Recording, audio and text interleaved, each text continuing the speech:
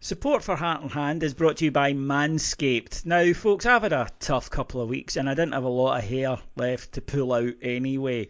But one area where I do have hair, and frankly, I'm going to keep it, is in my trousers. However, I know a lot of you, much to my own surprise, enjoy nothing more than a shorn scrotum, as Dr. Evil told us all those years ago. It's breathtaking. And I'm also reliably informed it's popular with your partner who enjoy that sort of thing if they don't want to wade through a forest to get to the goodies. But, yep, Manscaped, if you are one of those people who enjoys, shall we say, going au naturel in the tackle department, that's the company to go with. It's sleek, well-designed, optimised trimmer, and it makes shaving one of your favourite things to do in the bathroom. I didn't know that we had a list of favourite things to do in the bathroom. But anyway, the new 4.0 is absolutely fantastic. I mean, this thing, I tried it on my face and it works. So, I mean, with the slightly less, shall we say, toughened up hair in the kind of front bottom area, then I think you'll be on to a winner. Manscaped engineered the ultimate body trimmer by focusing on intelligent functionality. It's very comfortable grooming experience. This is a 4th generation trimmer, and it's a cutting edge ceramic blade, so it'll reduce grooming accidents. Nobody wants a nick on their nuts, let's be honest. So if Manscaped are the thing for you, if you want to hit the dancing this weekend, your face might be covered, but let's make sure that your cock and balls aren't. All you need to do is go to manscaped.com and use the code Rangers. That's 20% off and free shipping if you go to manscaped.com and use the code Rangers. Don't send me photos.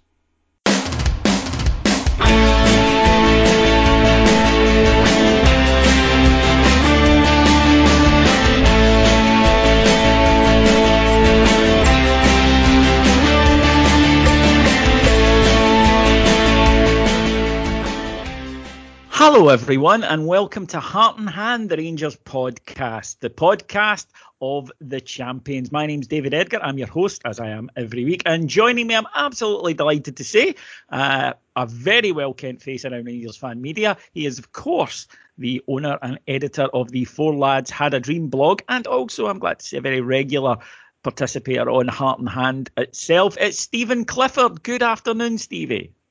Good afternoon, David. Thanks for that welcome. That was very nice of you. Good to be here. A nice result of the weekend to discuss. Yeah, let's get straight into that then, Stevie. Rangers travelling to St Johnstone. A big game. St Johnstone, of course, double cup winners last season. Rangers champions by, I think, 106 points or something. So it was really the two most successful teams of the last season or so meeting up. And look, St Johnstone are very good at what they do. Now, what they do when they're playing us would make your eyes bleed. But I'm never a great one for complaining about teams setting up that way against us. Sure, I wouldn't like to watch it, but we're the bigger team. We've got more money. It's up to us to break them down. And it is tough. It's especially tough when they take the lead, because when they sit in, they're very good at occupying space, at slowing the game down. There was a point in the second half where there was no ball available for a good 30 or 40 seconds, which I doubt was an accident. But I think it showed something about this Rangers team, which still is absolutely nowhere near firing on all cylinders. But it did find a way to get a victory in a very tough situation. Steven Gerrard spoke afterwards about that's what champions do. And there is a lot of truth to that statement. Yeah, absolutely. I think the game really is in two parts, because I thought we were fairly comfortable, if unspectacular, in the first half. And then obviously losing a poor goal, you need to show a different side. And it's a side, David, that we have asked for in the first couple of years that Steven Gerrard was there. And now I feel that that's established within this group, that when they do go behind or when they do get a setback, they can bounce back. And not to harp on about before, but these were things, David, that we asked for. Oh, absolutely. We asked for that character. We asked for that spirit. And to find ways, and that's what we did. And we'll come on to it, I'm sure, and cover it in more detail as the pod progresses. But I was really impressed with certain members of the squad. who took it upon themselves, I think, to really push Rangers forward. And when you're in a situation like that, and you're already playing a defensive side who have got one tactic, and again, no complaints because they play it very well, like you say. All credit to them for that. But we've got to then really dig deep, and we did, and that was what impressed me. I just wish that the flip side of that is I wish we had started like that. Mm. But everything that we wanted, the proper response, the proper character, the proper passion, etc., was showed when we went one down. And to come away with a victory is a very good result, because that's probably a tough an away trip as we're going to get. So I think we can take a lot from it. I think there's a lot of positives. We just had to kind of wait for them to come. And I know you were at it, David, and it's all you always get. I know you watch games as well when you get home. I don't know if you sometimes watch the game at home and think differently, but very often.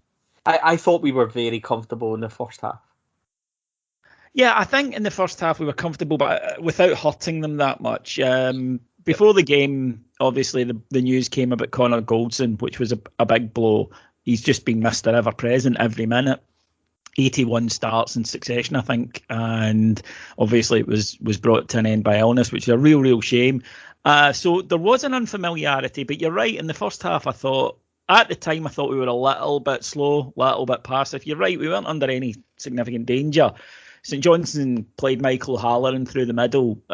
Michael O'Halloran has a lot of flaws in his game and his attitude, but one thing he does have is pace. And of course, St Johnstone famously under Warburton exploited that really well. And I think when Rangers signed when Warburton signed him for Rangers, I think the idea was to convert him into that role, that kind of Jonathan Johansson role, where you would use that pace. But of course, Rangers very rarely get to play teams who have a defence as high up the park as ours, because we dominate possession. So it never worked out for him. And of course, there's other reasons for that. I think he's one of these guys who I don't think he's as fully committed to his football as he could be, and that's why he's basically just kicking about at St Johnstone. He's not even a regular starter at St Johnstone, but he does have pace, and on his day can cause you trouble. So their tactic was fairly obvious. They were without Ali McCann and Jason Kerr, who I would argue are their two best players, or were their two best players, but both went on the last day of the transfer window. But they're well coached. The rest of that team know exactly what they're doing. They know exactly where they're supposed to be. Callum Davidson simplifies it well for them. They all have a job, and they all do it to the very best of their ability, and they never lack for effort. So I think Rangers were trying a few things in the first half, didn't quite come off. On that, you made a point there, and I want to just circle back a wee bit to it. I have long held the opinion that Rangers are a wee bit sluggish coming out the door in the early kickoffs. Now, the problem with that is once an idea takes a hold, then I worry that sometimes I'm just looking for confirmation bias. I'm just looking for, I think this, and that proves it, and that maybe I subconsciously ignore the other evidence. But it does happen a fair bit in these games. Now, it was just after the international break. I get it. And that's, a lot of teams come back a little bit slowly from that. Away from home, tough fixture. But it's not the first time that we've sat after the game texting each other and said, slow start again. Yeah, and that is a concern. Definitely a concern. One of the words you used, I think, is very prevalent and on the mark with it is passive, which is when we have the ball and we're side to side and we're not inventive or hurting teams or playing in between the lines. And this is what I kind of wanted to cover, and I know we'll get there. But when we went behind, certain members of the team took it upon themselves to be more direct, more aggressive, and it immediately had an impact, and we got the rewards from that. I would just like to see that from the start a wee bit more. And I think that we are very much coached to be patient, and we're very much coached to take our time and be, and be nice and move it about well, which is all great. And I really like that, and I like the way we set up. It's not a complaint or overall, but I would just like to see us go from it, the start, a wee bit more, and be the team that we were on 55 minutes from the start. Yeah. And what we did when we went behind, in particular, that I hope we come to this, and it's kind of Joe Aribo and Ryan Kent, David, for me, grabbed the game. And if you look at the first goal in particular, they were Aribo comes in very direct. Kent just a simple move, very direct. And from that penalty, you'll see obviously how deep St Johnstone were as well, and understand it's really difficult to play through. But we can make it easy for teams when we knock it side to side and we're not stretching or trying to hurt them. But one thing, and I don't know again if this is me looking for, positives. See, at half time, I was genuinely sitting and thinking that Kemar Roofe is beginning to look a bit sharper. He was beginning to look more involved. He was beginning to look like he wanted to make things happen. And this, that I'm not like a massive fan of Roofe in terms of, I think that he can be a lot better. I like him as a player, but I think he can give us a lot more. Well, I was starting to see signs of encouragement in that first half on Saturday, so that pleased me at 0-0. And then as we went on, him grabbing the penalty and things like that. So that was one of my positives out of Saturday, David, that I took away from it. I think Kemar Roofe's starting to head towards what I would consider him to be like peak fitness, because I always said it takes him 4 or 5 games to get into it. And he, for me, I still think he's going to be massive this season and do big numbers and things. So that was a pleasing thing, aside of, I'm kind of floating slightly away from what we're discussing, but that was a positive of the first half. But other than that, like you were saying, it was very side to side. It was very passive. And I just think that, I don't know if it's a coaching thing. I can't see for any reason that Steven Gerrard and Michael Beale would be happy with that, would be happy with us taking their time. They would want us to be more incisive and more direct, I think, as well. Only really one time we played between the lines, which Roofe dropped in. He managed to spin and get his shot away, which was a spectacular but comfortable save. And I think apart from that, we were pretty, I don't want to say pedestrian because I don't think that's fair. I think that's harsh, but I think passive, the word you used, is pretty much spot on. And I'd like to see some more urgency.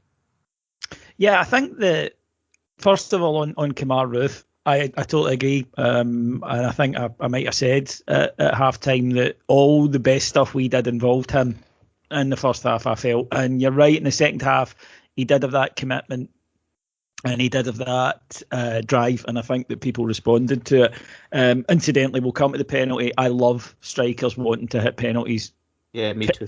Pet hates of mine are strikers who don't want to hit penalties or do want to hit corners.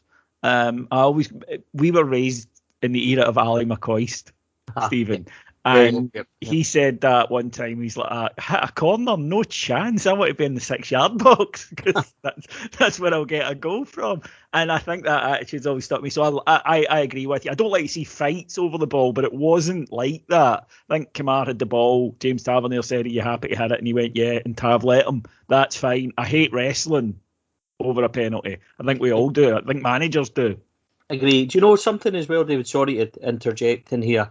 I wonder, and this is another big plus for me, because if it's true, and obviously we're not going to know the answer unless we do get the chance to ask it at some point, but I wonder if Kemar Roofe is trying to then exercise some of the ghosts of his cup miss a couple of months ago against St Johnstone at last season's Scottish Cup. If he's thinking to myself, no, right, I'm taking this, I'm nailing that, and that to me is really good because it shows such a good attitude, determination, positive, and the self-belief that he can not put it out his mind, but back in the penalties, scores against the team that he missed against, or the keeper that saved it, and he's up and running and getting towards where he needs to be. So, although I'm maybe looking for things, maybe, could be accused of being too positive with that, possibly, but I thought that at the time, and that's why I was really pleased as well that he took it. Obviously, the fact that he scored, and he scored very well, makes it a lot better. But no, it was. I was happy, like you, to see him have the confidence and the balls, I suppose, to take that. Yeah, absolutely. And I do. I think in the first half he looked, as you say, not quite the player that we know he is, but getting there and really on the way signs. to it. Yeah, on the way to it, and you could. I got the sense that he feels that too, which was great news. I think a difference that I noticed watching the game back in the first half, the centre halves are going to have a lot of the ball in that type of game, but it was 3 touches, whereas in the second half it was 1 or 2, and that sped us up. All the players, but it started at the back. It started with the centre backs. That in the first half they were taking the pass, controlling it, turning round to have a look, taking another touch, then the pass, and it didn't really move St Johnstone. I think that, I can hear Adam, our tactics guy, saying when Rangers are doing that, it's not just aimless. It tires out the opposition because they've got to be switched on all the time. Rangers are probing, looking for a gap. But I think that's more true if it's done at speed. And I don't think it's coincidence that we got through in the second half when we were doing it more at speed. And I remember asking on the Heart and Hand podcast, I asked Kevin Thompson about, slow starts, quick starts, because obviously teams don't plan to go out and start slowly. And he said, look, see a manager who figures out how to do that or how to make sure it doesn't happen will be the most sought after, richest manager in the history of football.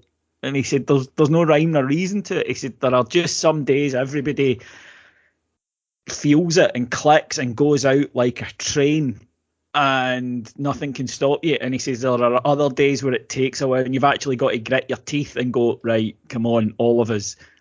Which, of course, that Walter side that he played in was so good at when they weren't quite on it to be able to go out and do that. So, I know it's not a tactic and I know it's not something that managers can just flick a switch and players go out and are on it right from the start. So, but equally, when it happens quite a few times, then you look at why it's happening. Into the second half, and, I think we were all expecting the Rangers to step it up a gear. It was a bad goal to concede. It was a simple high ball over the top. Philip Helander absolutely doesn't cover himself in glory. We love Phil, absolutely. Brilliant player. We'll talk about his injury in a minute. But he didn't do particularly well. To be fair to O'Halloran, it's a good strike and it's 1-0. And at that point, it did look, because a goal at that point had looked, quite a difficult thing. But 2 at that point looked a long way away. It was a bad goal. And a wee bit like at Ross County, there were defensive mistakes that led to their goals, but there were a couple of times they got in with simple long balls over the top, and we've got to be better at that. Yeah, I think that's concerning. I think it was threefold, the goal in my mind. Certainly, the first one was Ryan Kent didn't put near enough pressure on the boy that played the pass. He was 5-10 yards away and half-heartedly closing it down. And I know for a fact that the management won't be happy because they always talk about defending starts from the front. So that's something that shouldn't happen. The next thing that happened was that Balogun and Helander weren't online. So Helander was deep, Balogun was 10, 15 yards ahead of him, and that space is what O'Halloran runs into. If they're online and closer together, David, I don't think he gets that run as easily. So they'll look at that, and then after managing to get over, which sometimes happens if there's pace or whatever, I get that, then, like you say, Helander isn't, he gets tangled and he isn't comfortable, and we know what happens next. So there's 3 bits to that, I think, that where we should have and probably could have done better. Ultimately, I don't disagree with what you're saying about Phil. He needs to do better in that situation, and it's very uncharacteristic for him. Yes, it is.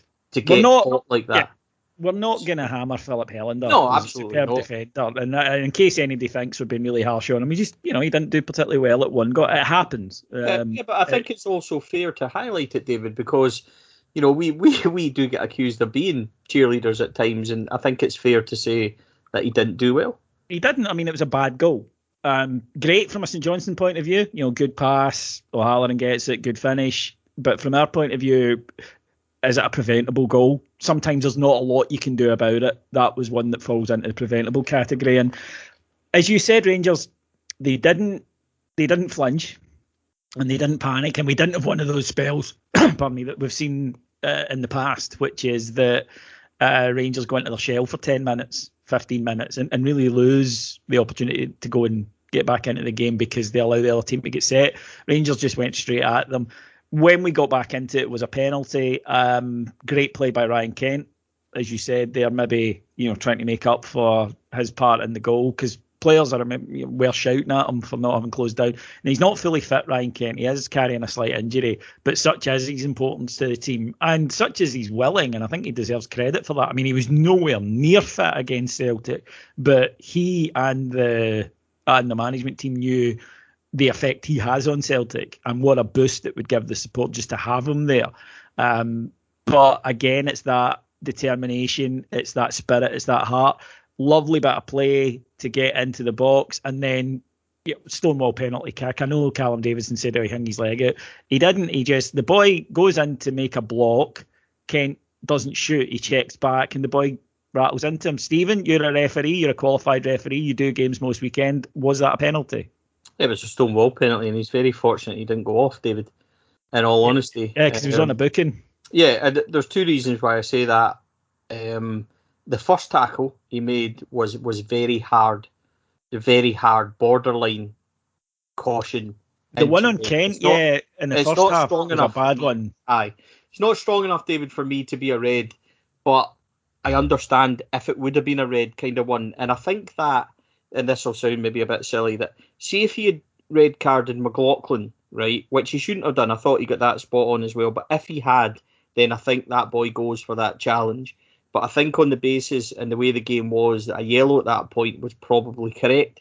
Now, we can slow it down and look at it and look at the way he went in recklessly and things like that. I get all that and understand people saying, but at the time, I thought the decision that Colin made, and you and I both know, we sat next to each other at the Real Madrid game and laughed at him, and I'm no fan, but I thought on Saturday he got the big ones correct. Penalty decision for me, the reason why I would have been in a situation myself if that had happened in front of me, it's not only the fact that he goes to ground, but it's the angle he goes in on Kent. He literally goes in and takes Kent from behind. He takes Kent from calf through the back of him. Yeah. Now, the thing that made it look, on the first angle that we see it, the normal camera angle, where it looks more or less like there's been slight contact, is the fact that Kent doesn't over-embellish it. He just goes down the way he should because his leg's been taken, so he almost falls just to his knees. It's the reverse camera angle we see, which is closer, you see he's been completely wiped out, and that's credit to Kent. And this is what I was going on about before, David, about Aribo and Kent taking the game by the scruff of the neck and pushing Rangers in. There was something key that happened. Both players went central, went direct. Kent cut into the box and went straight for the heart of St Johnstone. Aribo comes in from the other side, straight at the heart of St Johnstone, direct at the goal. That hadn't happened yet. That's the first time that they two had affected the game the way we know we can. And it was almost like they had said to each other, not out loud or in, but, you know, good players just grab games. And they two at that point, for me, made that happen. Stonewall penalty, as we've discussed. I still, as to repeat myself, I think that boy was lucky he stayed on. And a great dispatch of the penalty kick. And, you know, we've discussed the kind of bit behind why he's taking it and things like that. But good to see Roofe do it. What followed was pretty pathetic, to be honest. Again, I've read people say, I thought Colin dealt with it well. I thought that lesser referees would have responded to Craig's play acting and maybe put Roofe off. But Roofe shouldn't be going head to head with anybody in the letter of the law. So he's done the correct thing. Maybe Morelos and the right back, I can't remember St Johnstone boy, the one with the white hair that we don't really like that much. Rooney. I remember his name. Rooney, that's it. They both got cautioned as well, and maybe that was a bit soft. But in terms of dealing with it, stamping it out and getting on with it, I thought it was fairly well handled. I was a bit concerned when Craig went down because some referees will bulk under that pressure and go straight for red. But he dealt with it, and then onwards we go. And I don't think there's no criticism for me of Roofe, because Roofe grabbed the ball and he didn't do anything there. It was Craig trying to get into him, and so Craig tried to rip the ball off. He had the ball. Yeah, he ran. Right, he'd got it. He'd got it. I was right in line. And typically of all the weeks that I would be in the front bloody row, I was right on line with the 18-yard box in the front row, and saw the incident that happened right in front of me. Look, I'm no fan of Willie Collum. I think he's a bad referee. I think it's all about him, and at times, and I think that he can ruin games by that, where he has to be the centre of attention. But that incident, I have to say, and even the guys round about me who were no fans of Willie Collum, we all said he actually handled that quite well. First thing he did was he gave himself time to think about it, didn't just grab a card. Then when he did when he brought them all together, the card he brought out was yellow, and that just calmed everybody down, because they realised that there wasn't going to be a red card. I've never seen a quadruple booking in a winner before, but I can see why he gave them it all, because Roofe and the St Johnstone player go sort of almost, they go head to head, but they don't make a button motion. Does that make sense? Yeah, absolutely. That's spot on. Neither backs down, but neither does make the headbutt motion. So a yellow card seemed fine. Sorry, just to give you the definition of the law of the game, anybody who goes head to head is an automatic caution. So that's why both. Right. Well, that's no complaints, but yep. Neither did the forward jutting motion that would result in a red. Alfie runs in, and he was probably fortunate that it happened right in front of Cole. I mean, literally right in front of him, because and Alfie's aware because he runs past the referee to do it, and all he does is he puts his hand out to kind of, not in a shoving motion, and I know that this sounds like I'm splitting hairs, but I'm really not. It was just as a case of just holding the guy back. He was trying in the chest. It was not at his face. It was not a shove. It was just he was putting his arm out to sort of hold the guy back from getting involved in the Liam Craig, I think it was, from getting involved in the spat between Rooney and Kemar Roofe. And the guy dropped like he'd been hit, which was utterly embarrassing. And Alfie immediately turned around to Colm and went, "You saw that?" And Colm sort of nodded to him and said, "Yes, I did." He could have been in trouble had it been a different angle, but Colm, I think, was well aware of what had happened there. So he booked Alfie, I think, for putting his hand up at all. But I think he knew it wasn't a swing, and it wasn't even a shove, and it was in the chest. And I actually think he booked... I think he might have booked... I'd be interested to see the report. I think he might have booked Liam Craig for simulation. Well, he's either booked him for simulation for going down, or he's booked him... More likely, he's booked him for the head-to-head thing. But either way, I think he's correctly kind of cautioned and dealt with it as probably as well as we could. As I said, Dave, I know it's a silly thing to say, but referees in that circumstance can be really easily led. And it's not silly. The first thing they do is go for the red. So yeah. I'm not pleased that he dealt with it properly, because he should deal with it properly. But pleasantly surprised. Aye, that's it. We'll go with that. I was as well. Yeah, we have sat next to each other at games and discussed him. The whole, adding on 4 or 5 minutes after the Real Madrid friendly. And then to be told by Carlo Ancelotti just to stop the game, which he ended up doing, was ridiculous. Yeah. So, we were not defending him, but I think a wee bit of credit where it's due. I thought overall on Saturday, he done fine. I know there's been complaints about it since, and it is difficult when you have 20, 30 replays and can slow it down completely. So, 1-1 at that point changes everything. I thought we were at that point and not in the driving seat, I suppose, but I thought and hoped that most likely we would kick on. And for me, it was about, will we kick on from this? Will we then go and drive, or will we sit back for 5 minutes and let them reset? And we didn't. And we did begin now to work them hard. That thing we spoke about earlier, where you are tiring them out, you are making them chase you. That said, our non-penalty expected goals, for those of you like that, was 0.53. St Johnstone were not letting us in for clear-cut chances that we were squandering. There was one just before the penalty when Tav puts a delicious ball across that Alfie just couldn't get on the end of. But that apart, we weren't really... You got the impression it was going to take a mistake or something special. Well, it was the latter. Tav stepped forward. Again, the position I was in, because I was right in line with where he was when he hit it. And I saw the dip, and that's got a chance. That way that you have time almost in your brain to go, oh, that's got a chance, and then it dipped just under the bar. It looked a fantastic strike from where I was, but when I saw it back, my goodness. For me, this is up there with the goal at Tannadice, because although the goal at Tannadice was a bit more spectacular, it was a free kick. This one, he's got guys closing him down, guys coming in at him, bodies all over the shop. It's I'm not saying it's better, but I'm saying it's up there. What a strike this was.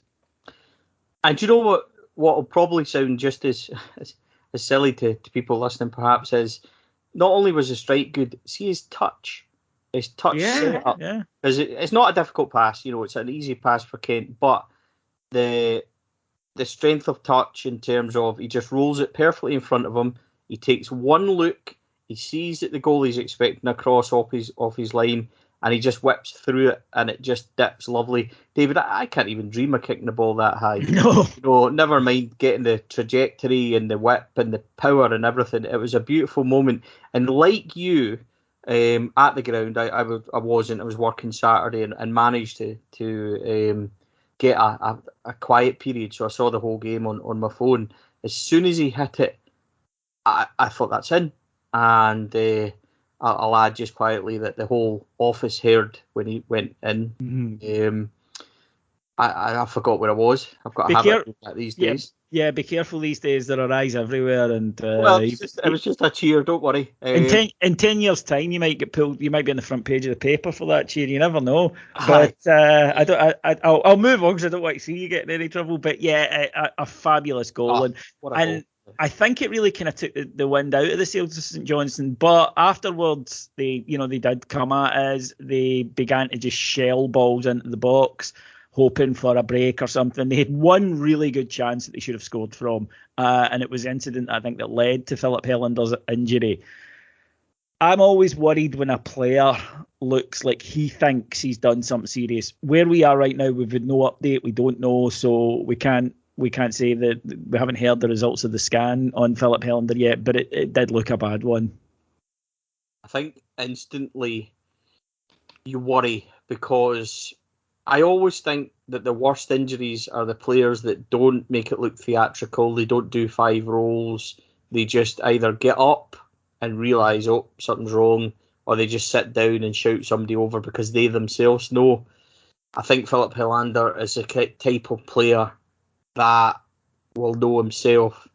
Not only was that worrying, and then when Stephen Gerrard comes out post-match and says that he's really concerned and says what he says about it, so he'll have been told by the medical staff, he'll have had an idea of what the injury could be or how serious it could be. So for him to come out and say that's worrying. And it's just dreadfully unlucky for Hellander to go from the pinnacle, the heights of the Old Firm goal 2 weeks ago to being the hero, the one all the support are talking about, to 2 weeks later potentially getting a really serious injury. Not only is it bad news, for him, it's terrible news for us because Niko Katic is obviously out on loan. Thankfully, we could recall him in January if it's a really bad one. But we want Niko to be getting game time, so hopefully it's not. But it leaves us short. So that's a huge issue, especially with, David, since the season starts, I don't think we've had much luck when it comes to injuries, suspensions, COVID-related issues, and I think this is just another wee one. But what I do like about it is that it kind of points to the Celtic game, and we've dug in and we've rolled up our sleeves and we've done it again on Saturday, and that's the huge bonus plus points for me. You don't have to always play well, and we all hope, obviously, that'll come, but something that we've lacked previously, this squad now has an abundance, and I think that's a real spirit, a real determination, a real ability to get over little hurdles and things that are thrown at them, and I think they proved that. Gerrard had a wee bit of a go at them after Alice Kerr and stuff like that, and they've came back. That's 3 league wins in a row. They've qualified through the Europa and things like that. So I'm hoping that we're going to come out of the other side of that in terms of starting to play the good, attractive football that I know that we can. And that's not to say that they're playing terribly. I don't think they are playing terribly. I just obviously think there's a bit more to go. So Hellander's injury is just another little bump in the road that we're going to have to find a way around. And I think we will. I think we can. On the end of the game, then, it felt bad because obviously holding a lead does, but I'm sure I wasn't the only one when I saw Xander Clark going up in the last minute for a corner. It was just, surely to God, not again. This can't happen twice, but can we stop giving away corners in the very last minute? Because we did it against Celtic as well, remember? And although we dealt with both of them, can we just get out of this habit, please, of giving away corners in the last seconds of a match? But, yep, got the victory down the road, chips and hame, as Emma Dodds would say, and a really solid and good victory. it came at a cost. Philip Hetland are out. Connor Goldson won't be out for long, which is good news. But for the Europa League on Thursday, unless Connor Goldson gets back, because Jack Simpson isn't in the Euro squad, we could be looking at a defence of Calvin Bassey and Leon Balogun. Both are good players. Both have been very useful contributions to Rangers, but I don't think it's unfair to say that is a concern. Yeah, absolutely is a concern. Against, and there's no point trying to sugarcoat it, Moussa Dembele. He's a good player. Yeah, he's a very good player. He's on great form. He scored an excellent goal last night. He's got the movement and the ability to hurt you. So you would hope that we would have had our top choice, but we could effectively be looking at our fifth kind of emergency choice centre-back pairing. But David, and you know this, and we've grown up in eras where some of our best results have come from spells where we've been written off and we've had a patched up team. And 2 weeks ago. Yeah, exactly. Or way back when we, back in the glory days of me growing up, where John Brown had one leg and still came through at centre half and stuff like that. So I would never write off Rangers. It's going to be a challenge in terms of not having that centre back pairing. But as you said, Balogun is an international player. He's a very good player. Calvin Bassey's form so far has been exceptional. So if he has to move in, it's not like you're throwing in young kids that are untested. Bassey has got enough experience now where we can look at him as not being,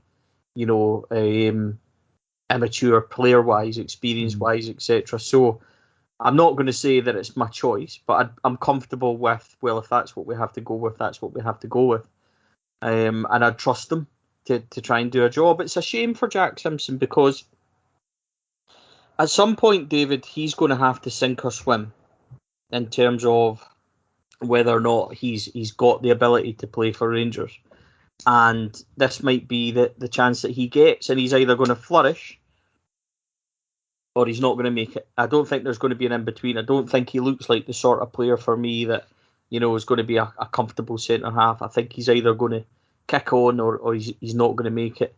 I thought he'd done fine when he came on at the weekend. He does remind me, he reminds me a lot of Joe Worrell in terms of the rawness that we had when he was here. And we know that it took Connor Goldson a wee while as well. And they have said he's a project, and I've said that in the past. But I do feel that I just feel a wee bit sorry for him in terms of, like, Thursday night, a really good performance, in Europe in a big game like that could have been the one that kicked him on.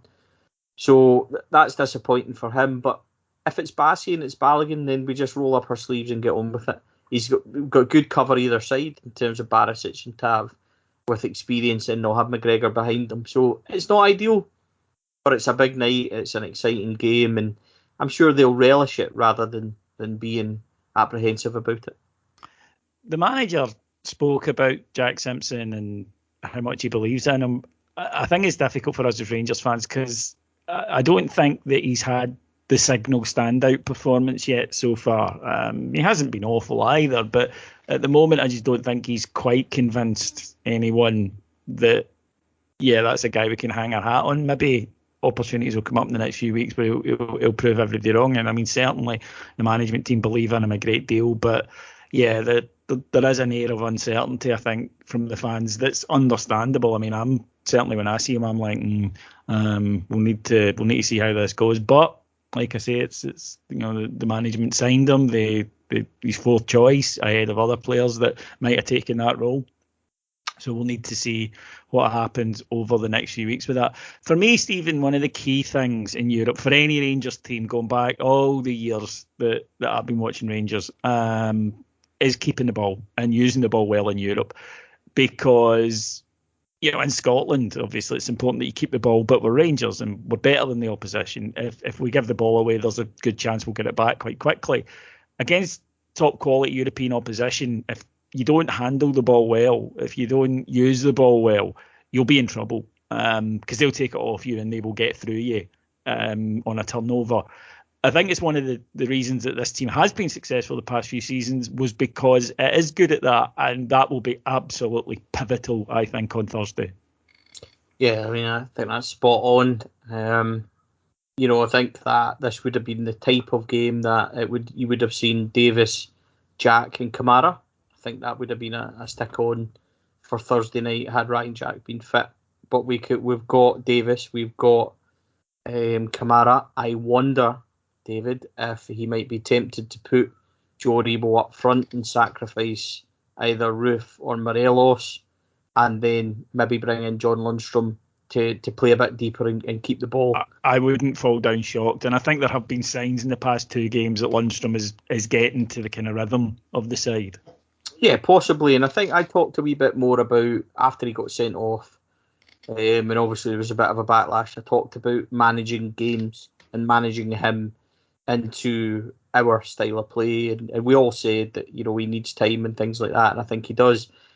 I wouldn't be shocked if, as you said, if he pops up on Thursday, and that's going to be key, like you said. And I think, judging by the wee bits I've seen last night, I haven't said a lot, but obviously listened to what the boys were saying in the chat and things they've watched. I think that Lyon pushed quite high up, so there might be space in behind us. And what's good about it is we've got options.